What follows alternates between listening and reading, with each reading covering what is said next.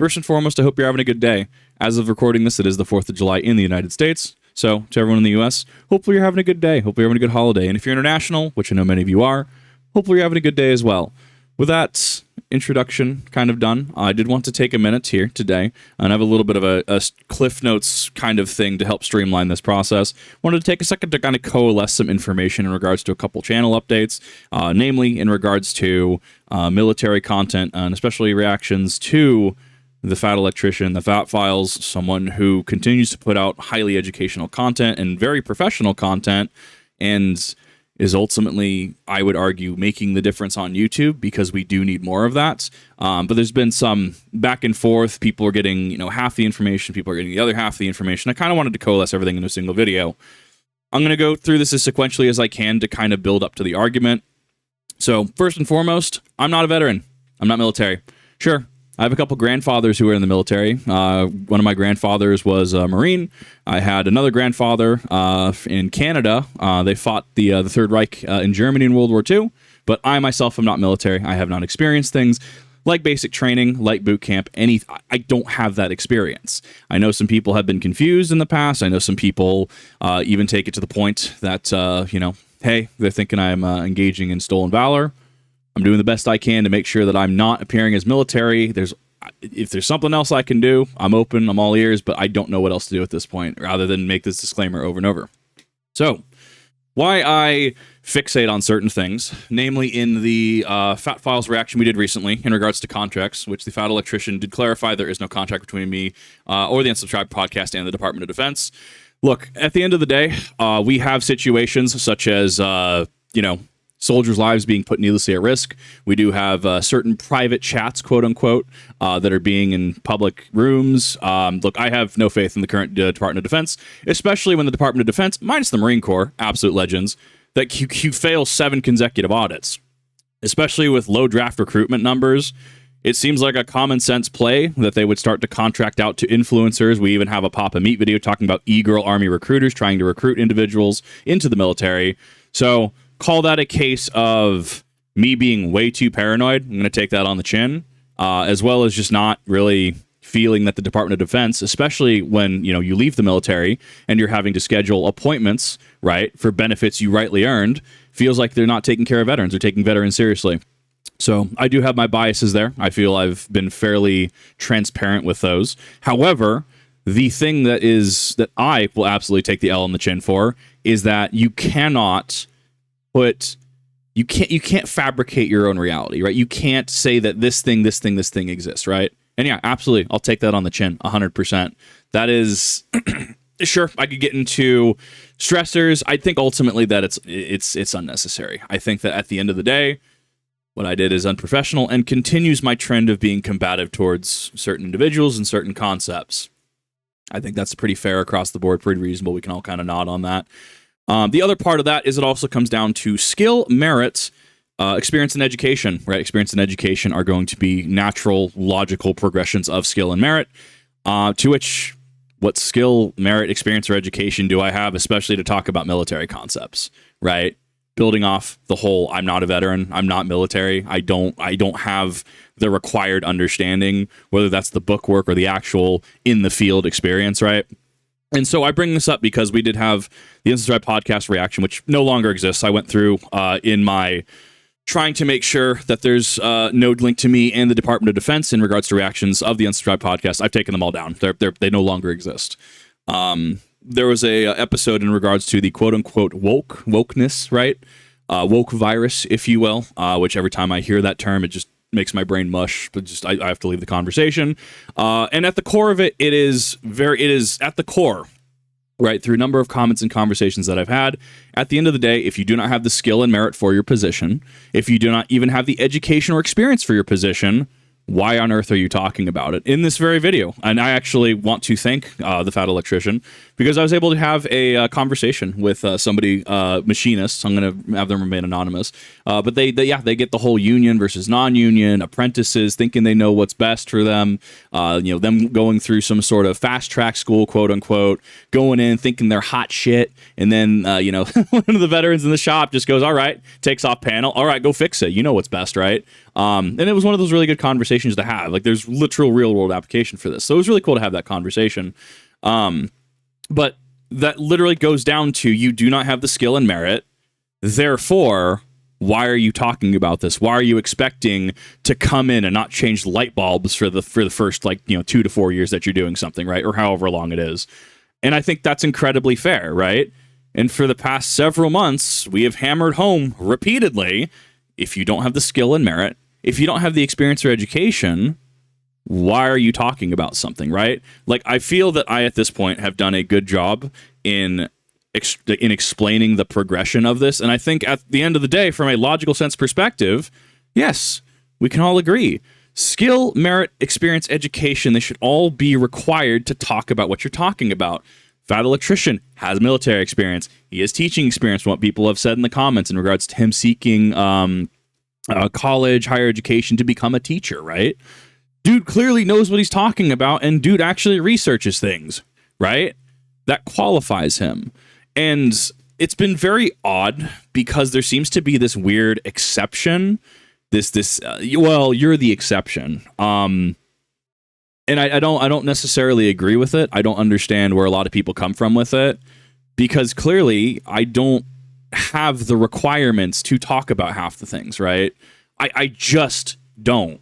My brain does not comprehend why I'm getting a free pass in any way, shape, or form when we've clarified month after month after month.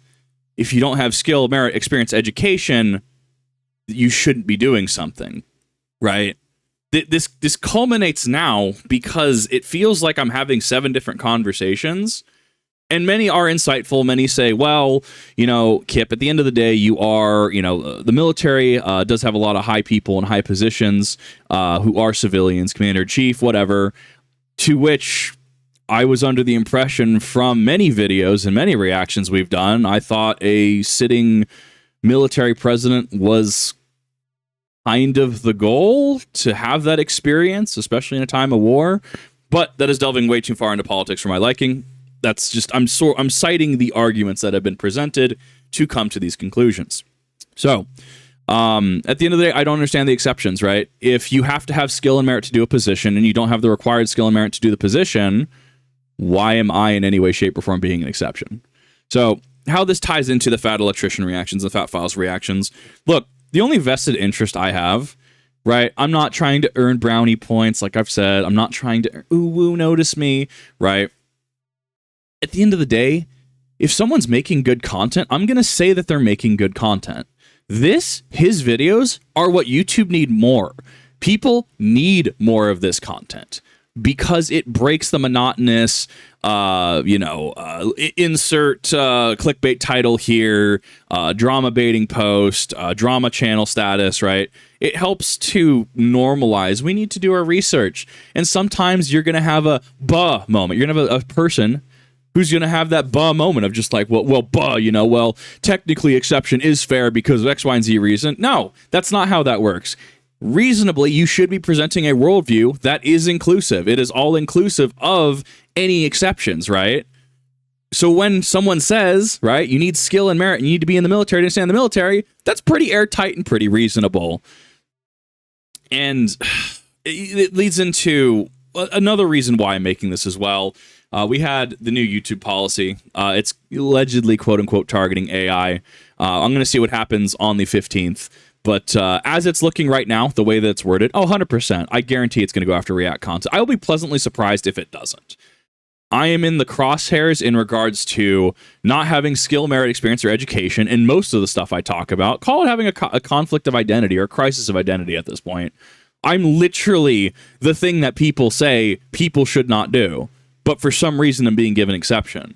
Or if React content is gone after, sometime then it's going to be, well, Kip, you're the exception because you're using a completely derivative work to do the thing.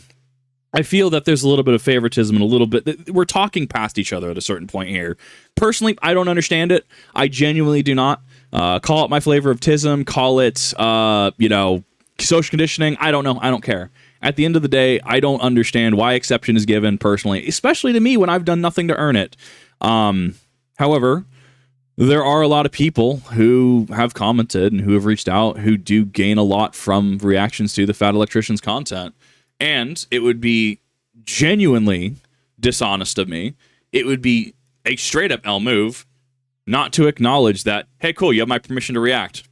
Despite me, one, being combative, two, being, in my opinion, disrespectful, three, not hitting the pillars of fair use because I'm using a completely derivative work and I guarantee you I fail the 4 pillars of fair use. I welcome any sort of copyright lawyer to combat that in terms of like a base overview. They're not going to because I do fail the 4 pillars of fair use, right? Doing what I do. It would be disingenuous to purposely omit information. So this has given me all of this considered, right? And I've built up to this on purpose, right? All of this considered, looking into reacting to individuals, reacting to even certain content, right? While I might not understand it, I would be disingenuous to purposely omit information and also completely alienate people who do look for this kind of content. And this is why I say YouTube is the greatest learning experience, because I didn't have to deal with this in finance. I didn't have to deal with this working in a kitchen. I didn't have to deal with this in any of my prior workplaces. So it's interesting to have to experience, but it definitely leads to that friction and having to take constituents, having to take viewers, having to take people who support you into consideration. At what point do you, even if you feel that you're morally and ethically correct, at what point do you take information given from a first-party source? At what point do you take people who believe in what you do and just say, okay, even if I feel a certain way, people clearly feel another different way. It's very possible that I could be wrong.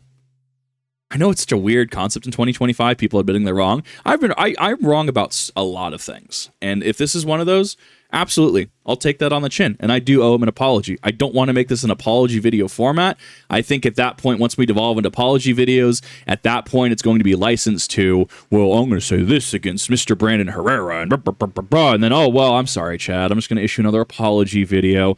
I don't want that. Right? At the end of the day, I have a vested interest in supporting creators who are genuine, who are the difference, even if I may or may not disagree with them. That's how what I do wants to work. So while I don't understand it, whether your opinions on reactions are good or bad, policy says that it might be bad. And that if that's the case, you'll see me doing more content like this. You'll see me do more commentative content like this, right? Quote unquote original content, as YouTube deems it. But that's the key at the end of the day, is to take feedback. Literally taking feedback from the first party source, taking feedback from a number of people. I think that at the end of the day, while I feel that I was justified in certain aspects of the prior video in regards to thinking maybe, hey, this is probably the last video I should react to, clearly it comes from a place of bad faith. Clearly it comes from a place of paranoia. Clearly it comes from a place of trying to think 5 steps ahead when the first step isn't even a possibility or hasn't even happened yet. And that's wrong, like in every way, shape, or form. This also begets the concept of a symbol. I know the Stop Killing Games initiative. I was watching Louis Rossman's video on an excellent channel, by the way. I promise it relates to this. And he was talking about how the individual behind Stop Killing Games, Accursed Farms, right? He's like, well, I just wanted to play, I want to play video games. I want to return to certain things, right? And to which Louis Rossman does take issue with. He's, well, look, at that point, you're a symbol. People believe in you for certain things. People look up to you for certain things. You've kind of shouldered that responsibility.